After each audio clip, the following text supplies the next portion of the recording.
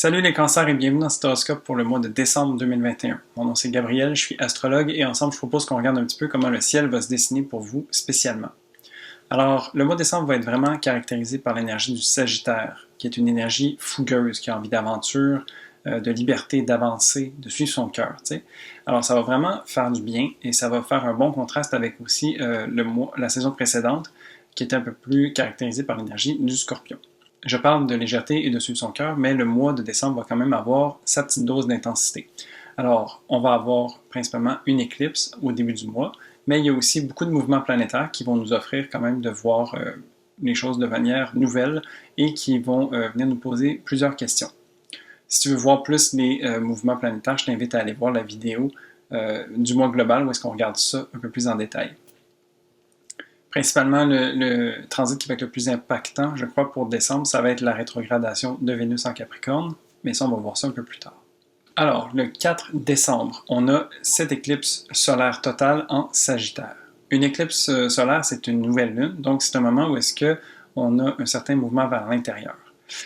Les nouvelles lunes sont en général des moments où est-ce qu'on plante des intentions et qu'on essaie de mettre en terre quelque chose que l'on a envie qui se génère à travers le temps. Sauf qu'on est dans la saison des éclipses, encore une fois, et ça fait en sorte qu'il y a une certaine volatilité et une certaine énergie chaotique qui entoure ces moments-là. Donc, c'est peut-être plutôt de miser sur l'énergie du Sagittaire, donc qui est une énergie qui nous amène à nous ouvrir l'esprit, à accepter un petit peu les choses qui viennent telles qu'elles sont et de s'offrir un peu la flexibilité de pouvoir naviguer ça à bon escient.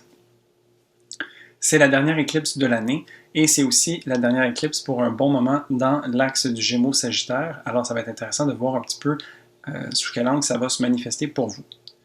Cette lunaison va se passer en maison 6 et donc va avoir attrait à tout ce qui touche au quotidien, au travail, à la santé aussi parfois et au développement personnel. Donc, c'est dans ces eaux-là, en fait, qu'on vous demande d'avoir une certaine ouverture d'esprit et une certaine flexibilité également. Donc, ça va être intéressant de voir aussi, quand vous faites ce plongeon à l'intérieur, de voir un petit peu qu'est-ce qui se trouve et qu'est-ce qui fait surface. Étant donné que ça fait écho à votre routine, l'énergie du Sagittaire aime quand même sortir de la routine. Alors, soyez avisés qu'il y a peut-être beaucoup de mouvements qui peuvent se passer au quotidien pour vous pendant cette période. Ensuite, du 6 au 9 décembre, on a Mars en Scorpion qui fait un carré à Jupiter en Verseau. Mars, c'est une planète d'action, d'assertivité et de combat, d'une certaine façon. Dans l'énergie du Scorpion, il se trouve à être en domicile et est très efficace et frontal avec sa manière d'approcher les choses. Donc ici, on a un Mars qui ne passe pas par quatre chemins pour dire sa vérité et se laisser entendre. Le carré à Jupiter vient amplifier tout ça, d'une certaine façon. Parce que Jupiter, en aspect de tension, a envie d'augmenter les choses, d'exagérer, limite. Et donc, il y a vraiment un bel engouement qui vient se faire ressentir, mais qui peut parfois être vécu intensément. Jupiter, lui, en Verseau, travaille un petit peu plus à offrir des opportunités sur qu'est-ce qu'on est en train de construire, cette découverte du soi à travers ce qui nous rend unique. Et donc, ici, c'est de voir comment est-ce qu'on va agir par rapport à ça. Pour vous, ça se passe entre la maison 5 et la maison 8. Donc, Mars en maison 5 qui vient vous offrir des opportunités d'agir sur qu'est-ce qui vous fait plaisir, sur la créativité. Donc, ça pourrait être intéressant de se laisser un peu aller dans ces énergies-là. Ayant votre ascendant dans un signe d'eau, de pouvoir connecter aussi à votre intuition, à votre sensibilité et d'utiliser un peu aussi les énergies plus colériques qui peuvent être en lien avec la planète de Mars pour se permettre de créer. Ça pourrait être vraiment quelque chose d'intéressant pour vous. Jupiter en maison 8, lui, est en train de faire un travail donc de transformation et de voir en fait quelles choses qui sont peut-être à travers votre passé dans les parties plus sombres de vous et de venir éclairer ces endroits-là pour s'offrir des transformations qui peuvent nous permettre d'être une personne plus alignée ou différente pour ce qui s'en vient pour la suite. Donc, pour vivre le carré aisément, mais je dirais quand même que de se permettre un travail d'introspection et plus concret dans les parts d'ombre est important à faire, mais aussi de s'adonner à certains plaisirs et de poser des actions dans ce sens-là. Puis parfois même de se permettre une certaine légèreté ou de connecter à sa sensibilité et son intuition peut nous amener à des endroits et donc il y a moyen de vivre cet aspect de tension de manière agréable quand même. Ensuite, le 18 décembre, on a une pleine lune en Gémeaux. Donc, c'est la première fois qu'on a une simple pleine lune dans le signe des Gémeaux depuis un certain temps. Alors, ça va faire du bien de venir connecter à cette énergie-là et de manifester dans ce sens-là. L'énergie du Gémeaux est une énergie d'air, mentale, qui a envie de découvrir les choses, qui est très curieux et qui a envie de faire plein de choses en même temps. Donc ici, la pleine lune va venir illuminer cette partie de votre carte et va venir faire en sorte de vous offrir, de manifester dans ce sens-là. Cette lunaison se passe dans votre maison 12 et donc va justement venir toucher un peu à une part plus inconsciente chez vous. Donc ça va être peut-être une bonne idée de s'offrir une période de retrait autour de cette lunaison-là pour pouvoir reconnecter avec vous de façon plus intime et isolée. Étant donné qu'on est dans le signe du Gémeaux, ça pourrait être intéressant aussi de faire ce travail d'introspection qui s'offre à vous à travers un médium comme l'écriture ou le dessin, par exemple, qui pourrait être d'utiliser en fait son mental et ses mains pour tracer sur le papier, donc de vraiment s'offrir une manifestation du mental concrètement devant nous. Ça peut être une façon super intéressante de venir vivre ça et de laisser des choses remonter à la surface. La maison 12 fait aussi écho à des choses qui sont un peu plus cachées, donc des fois, de passer à travers l'écriture automatique, par exemple, ça peut être une bonne façon de remédier à ça. Ensuite, le 19 décembre, on a Vénus en Capricorne qui stationne rétrograde et qui sera conjointe à Pluton également en Capricorne. Alors, Vénus est dans le signe du Capricorne depuis le début novembre et va y rester jusqu'au début mars. Donc, c'est vraiment une période longue pour Vénus d'être dans ce signe-là. Et en plein milieu, on a une rétrogradation. Vénus est une planète qui parle de nos valeurs, de nos choix, de la manière qu'on a d'être en relation avec les autres et des plaisirs que l'on s'offre. Donc ici, Vénus, dans le signe du Capricorne, est aussi tournée vers le long terme. Donc, elle cherche à voir sur quoi est-ce qu'on s'engage, qu'est-ce qu'on a envie de porter, quelle fondation est-ce qu'on est en train de construire qui vont nous permettre justement d'avoir des bases solides alignées avec nos valeurs. La période de rétrogradation va venir faire ce travail à l'intérieur de soi. Donc ici, ça va être de voir vraiment à l'intérieur quand on connecte à soi-même, puis qu'on se regarde de façon objective, de voir qu'est-ce qui vient remonter et qu'est-ce qui peut-être a besoin de changer ou d'être transformé pour continuer d'avancer de manière alignée. La conjonction de Pluton va aider à ça justement parce que Pluton a cette capacité de mettre la focale sur les choses et de venir grossir ce qu'on voit pour se permettre de bien l'intégrer. Alors ici, ça va être intéressant de voir que c'est un bon travail de fond qui s'offre à nous et de voir en fait en face les blocages, les peurs, les traumas qui peuvent remonter à la surface et qui peuvent nous empêcher peut-être de faire des choix en accord avec qui on a envie d'être et de se permettre en fait de les transformer pour pouvoir continuer d'avancer un peu plus léger. C'est pas nécessairement un transit qui va être facile, mais c'est un transit qui va être nécessaire et qui, je pense, nous offre un bon bilan de l'année et nous permettre de se lancer dans l'année suivante du bon pied.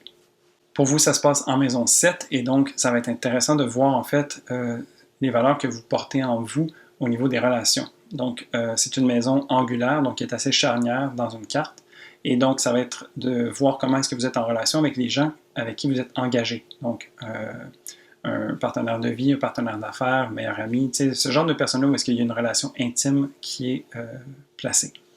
C'est intéressant aussi de savoir qu'un transit dans la maison 7 peut se passer via quelqu'un d'autre, donc via quelqu'un avec qui on est en relation de ce genre-là. Alors, ça peut être vécu, oui, au niveau personnel, mais aussi quelqu'un de l'extérieur peut venir nous apporter une situation ou lui-même gérer une situation qui a besoin de notre implication. Donc, ça peut être comme ça que ça peut être vécu. Ensuite, le 24 décembre, on a Saturne en Verseau qui fait un carré à Uranus en Taureau. C'est vraiment un aspect qui a été signature de l'année 2021. On l'a vécu plusieurs fois et donc cette occurrence-ci est la dernière de l'année. Il va en avoir d'autres dans l'année 2022, mais je dirais que ça va être plus des conséquences de ce qu'on a vécu en 2021 qui vont se manifester un peu plus dans l'année suivante. Saturne en Verseau est en train de construire, de regarder comment est-ce qu'on peut changer les choses et bâtir pour le futur. Donc c'est vraiment ce travail-là qui est en train d'être fait. Et Uranus en Taureau, lui, vient travailler au niveau de nos valeurs, de notre relation à l'argent, notre relation à l'écologie et au monde matériel. Donc, tu sais, il y a vraiment comme quelque chose qu'on a pu ressentir au travers de l'année 2021 qui vient faire en sorte que c'est des plaques tectoniques qui sont en train de bouger. Tu sais. Donc, il y a ce travail de fond qui s'opère. À un niveau plus personnel, ça va se passer pour vous entre la maison 8 et la maison 11. Alors, la maison 8, ici, Saturne est en train de reconstruire et de s'offrir des transformations au niveau des fondations, mais aussi de voir qu'est-ce qui fait de vous une personne unique. C'est quoi, en fait, des choses qui ont besoin d'être travaillées et traversées pour vous permettre d'être plus aligné avec qui vous avez envie d'être. Donc c'est un petit peu à ce niveau-là que Saturne vient aussi fouiller à travers la noirceur pour se permettre une certaine transformation. Uranus, pour vous, se trouve en maison 11, et donc ici, c'est au travers des rêves et des aspirations qui vous habitent que Uranus est en train de poser des questions. Donc, c'est vraiment de savoir, en fait, est-ce que vos buts, vos aspirations et les gens aussi avec qui vous vous entourez sont alignés avec qu'est-ce que vous avez envie de vivre et ce à quoi vous aspirez. Donc, vraiment, ici, c'est de voir qu'est-ce que vous avez envie de construire, qu'est-ce que vous avez envie de changer.